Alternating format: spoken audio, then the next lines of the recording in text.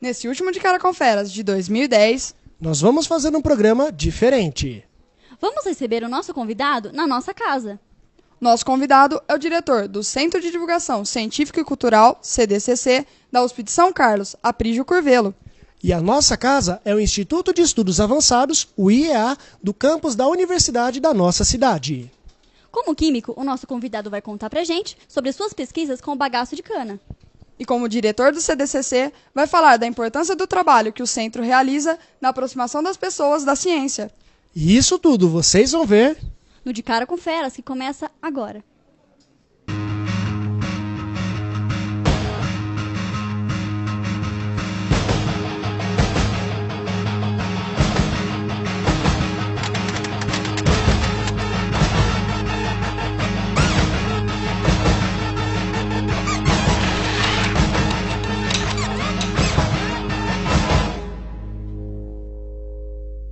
Olá, professora Aprígio. Bom, para começar, gostaria de saber o que levou o senhor a escolher a química como profissão. Eu sempre gostei muito de coisas diferentes, de perguntar, sendo muito curioso. E na escola média, o professor de química era um bom professor, e muito engraçado, e contagiava a gente, e em parte foi quem canalizou o gosto pela química. Então eu diria que formamos um gosto natural, desejo natural. Esse professor de química do ensino médio foi que, sem o saber, deu o empurrão final. Na pesquisa que fizemos, vimos que o senhor trabalha com química orgânica. Quais são as principais pesquisas que o senhor desenvolve nessa área? Bem, a química orgânica é muito ampla, né? O nosso trabalho está mais ligado à química de biomassa, usando uma ferramenta da físico-química orgânica.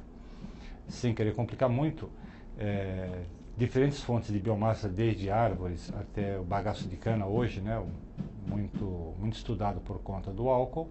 O nosso trabalho consiste em separar as substâncias químicas presentes na biomassa, não substâncias químicas, como nós chamamos extrativos, que dão sabor e desempenham funções metabólicas da planta, mas as substâncias estruturais, que são basicamente três: celulose, as hemicelulose e lignina. Então o nosso trabalho consiste em separar essas três substâncias e, a partir delas, gerar produtos para o mercado, conhecer a dinâmica desses produtos. Professor, existe alguma pesquisa realizada pelo senhor que influenciou diretamente no nosso dia a dia? A resposta é não, se você considerar de uma forma pessoal, né? Na verdade, o trabalho de ciência é um trabalho coletivo. Então, antes que a gente começasse a fazer o trabalho que a gente faz hoje, muitos outros já vinham fazendo. E o que a gente já fez, e não foi pouca coisa, é divulgado, e outros pesquisadores utilizam desses resultados para os seus trabalhos de pesquisa. Em particular, eu diria que a mais próximo do dia a dia do cidadão, né, são os trabalhos ligados com o amido termoplástico, que é um plástico preparado a partir do amido, e por ser preparado a partir do amido, tem uma característica própria do amido de ser biodegradável. Então, esse trabalho de substituição total ou parcial de plásticos sintéticos por plásticos biodegradáveis não é o meu trabalho específico, mas eu trabalho com essa área, e essa área já está influenciando e vai influenciar muito mais no futuro a sociedade. Professor, a nossa região tem muitas plantações de cana-de-açúcar, né? A gente viu que o senhor tem um projeto que aproveita o bagaço, que é descartado após a extração do álcool. O senhor pode comentar um pouco com a gente sobre isso? Vamos por partes. O bagaço ele é descartado do ponto de vista de não ter uma utilização mais nobre, né? Mas ele é todo utilizado, em geral, queimando, né? Sendo queimado em caldeiras para gerar energia para o processo de produção de açúcar ou álcool, né? E durante a extração a gente obtém, no caso da cana, a sacarose. Essa sacarose é fermentada para etanol, ou dela se obtém o açúcar comercial. O Brasil entrou já há alguns anos, é um pioneiro no uso de etanol, e mais recentemente dirigiu muita atenção para o etanol celulósico, que seria o etanol obtido a partir da fração de celulose presente no bagaço. Então você usaria a mesma massa de cana para obter álcool por dois caminhos: ou pela sacarose, fermentação da sacarose, ou pela hidrólise da celulose, que gera a glicose, que é um outro açúcar, e esse açúcar sendo fermentado também gera etanol. o grande apelo desse trabalho, dessas pesquisas, é o fato de que você conseguiria aumentar em muito a produção de etanol sem precisar plantar um novo pé de cana. Ou seja, com a mesma cana você obtém etanol porque você obteria por duas diferentes fontes. Professor, muitas vezes vemos que a poluição ela está ligada aos produtos químicos descartados ao meio ambiente. Existe alguma maneira de diminuir esse problema? Nós jogamos muitos produtos químicos para a natureza que são excelentes. A comida que a gente come, a água que a gente bebe também são substâncias químicas e ninguém fala mal delas por enquanto. Parte desses produtos químicos podem interferir com a saúde humana e nesse sentido a gente chama ou classifica como sendo produtos poluentes ou coisa que faz mal à saúde, né? E a solução para isso, na verdade, é um uso racional, né? Quer dizer, a educação, muito mais do que a química, resolve esse problema, né?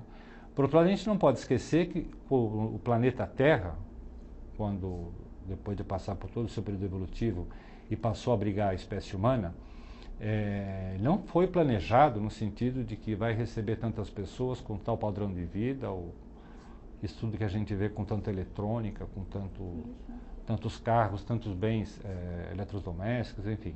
Tudo isso tem um custo, né? E a natureza é a fonte primeira dessas substâncias, né? E o ser humano é o principal consumidor disso tudo.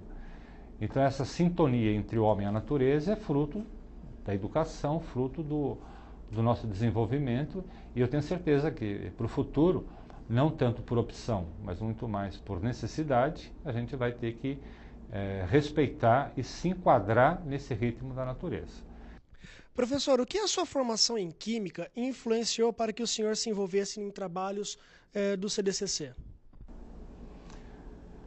Talvez de duas maneiras. Uma que, além de químico, né, eu sou professor universitário e, dessa forma, você está ligado à educação.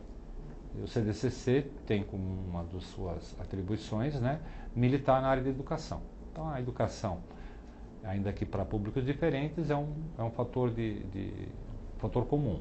E um outro fator comum, o fato de que o CDCC se dedica mais às ciências naturais, né, pela sua própria história, e eu trabalho com uma ciência natural, que é a química. Então, mais os dois objetos, química e educação, e o interesse pessoal de envolver com esse tipo de atividade. Professor, como diretor do CDCC, o senhor acha que os materiais que vocês têm lá disponíveis para os alunos e professores podem mudar a maneira de valorizar o estudo? Se eu ficar na dúvida, eu fecho o CDCC. A gente tem certeza que faz, né? Eventualmente, pode não fazer numa velocidade ou na intensidade que a gente gostaria, tá certo? Mas dos diferentes trabalhos que a gente tem no CDCC, quer aquele que atende diretamente o aluno, quer aquele que atende o professor e, portanto, vai resultar no atendimento do estudante, e a gente tem certeza que está melhorando. O CDCC oferece oportunidades para aqueles que, sabendo aproveitar essa oportunidade, podem ter como resultado um desempenho melhor, né? Não transforma nenhum aluno desinteressado num super aluno, né? Mas ajuda aquele aluno interessado que não tem muitos meios para conseguir dar um passo mais importante para a sua formação. O CDCC ele tem o objetivo de aproximar a ciência da comunidade. Qual a importância desse tipo de iniciativa e qual é o retorno que vocês recebem? O nosso trabalho sempre está envolvendo ajudar o aluno a ter uma forma de pensar e ver a natureza, ou conversar com a natureza, interpretar a natureza. E para isso você precisa de um meio. E esse meio geralmente é um produto, um experimento, uma visita, algo físico especificamente, né? E o retorno que a gente tem, quando você recebe depoimento de pessoas que passaram pelo CDCC e que dizem quanto isso foi importante para a escolha profissional, para o futuro profissional da pessoa. E, por outro lado, é um grande trabalho que a gente faz, em particular com um projeto ou com outro, mão na massa, é muito forte nessa característica, mostrar que mais importante do que um produto da ciência é o pensar de forma, usando o método científico, interrogar a natureza. E um cidadão mais culto cientificamente, a gente acredita que possa se colocar melhor na sociedade, né? Professor, neste ano o CDCC comemorou os seus 30 anos. O que essa data representa para o senhor? 30 anos são feitos de somatórias de mais um, né? Então, não é o 30º ano que é importante, mas é um número redondo, tá certo? E é um número que consolida uma fase do CDCC. E para a gente ele tem a importância, primeiro por ser a primeira data que é comemorada. O CDCC já fez 30 aniversários e esse é o primeiro a ser comemorado. E associou também que a gente aproveitou essa data, talvez não chegue a ser uma coincidência, mas muitos dos nossos funcionários têm quase esses 30 anos também de idade na universidade, de trabalho na universidade. E esses 30 anos foram aproveitados, a gente aproveitou os 30 anos para também fazer uma homenagem a esses funcionários, todos os trabalhadores da casa, que de fato são o CDCC. Para o senhor, o que é mais difícil? Trabalhar com elementos químicos complexos ou lidar com as pessoas da comunidade na hora de transferir todo esse conhecimento? Comparação um pouco injusta com um e com o outro, né? Porque existem elementos complexos, como você falou, como tem os simples, e pessoas têm as simples e as complexas. As pessoas têm a característica que você consegue vê-las melhor, não quer dizer que você consiga ver tudo. E elas respondem para você na mesma linguagem com que você fala com elas, né? No caso específico da química, que os elementos químicos não são visíveis a olho nu, a gente só os observa indiretamente, então esse diálogo é um pouco mais difícil. Por outro lado, apesar de ser um diálogo difícil, o elemento ou a substância química é mais sincera no sentido de que, dado o mesmo ambiente, ela sempre responde da mesma maneira, o que já não acontece necessariamente com o ser humano, né? Que cada um é um. Então, se você olhasse para isso, nós temos 104 ou 110 elementos químicos agora com mais descobertas, né? Eu diria que entre seres humanos nós temos 6,5 bilhões de seres humanos. Cada um é diferente um do outro. Professor, eu achei muito interessante o projeto Viagens ao Campo do CDCC. O senhor pode contar um pouco mais para a gente sobre esse projeto? A gente, na verdade, se refere a visitas a campo, mas eu acho que é a mesma coisa que nós estamos falando, né? São 4 visitas. Uma delas é ao Rio Gregório, né, que é um dos principais rios de nossa cidade. Então a gente leva o estudante até a nascente do rio. O ônibus vai parando, né, a diferentes distâncias dessa nascente. Então o estudante vai percebendo como é que o rio vai se modificando ao passar pela cidade, quanto muda em volume, em sujeira, enfim. As margens desaparecem até o rio desaguar em outro rio. Uma outra visita ligada mais à política ambiental, em que o estudante visita o aterro sanitário da cidade. Uma terceira visita, o estudante vai ao próprio CDCC e ao observatório, uma visita mais local. E a quarta visita é a que ele vai até a bacia do Itaqueri, né, próximo ao Broa, onde ele vê um ambiente físico, né, geográfico diferente. E em todas as visitas, o que a gente está mostrando, além do objeto da ciência envolvido, quer seja a geografia, quer seja a história, enfim, a química, as ciências envolvidas, o estudante está no laboratório. De certa forma, mostrar que o próprio meio ambiente, que é onde a gente vive, é um laboratório. Então, de alguma forma, a gente coloca um pouco de ciência, e mais do que a ciência, o olhar da ciência para a natureza. O que o senhor acha que o projeto Visita ao Campo acrescenta no aprendizado do aluno e que estão, né, acostumados a aprender só com os livros? E nós estamos numa situação que, como o país é muito grande, talvez, e os sistemas de ensino são unificados, muitas vezes você aprende história, geografia, em particular essas duas matérias, né? Até mesmo português e literatura, não importa, do Brasil, vamos dizer, como disciplina na sua escola, e não vê o local que você está. De repente as pessoas sabem mais do que se passa em outro local do que aqui.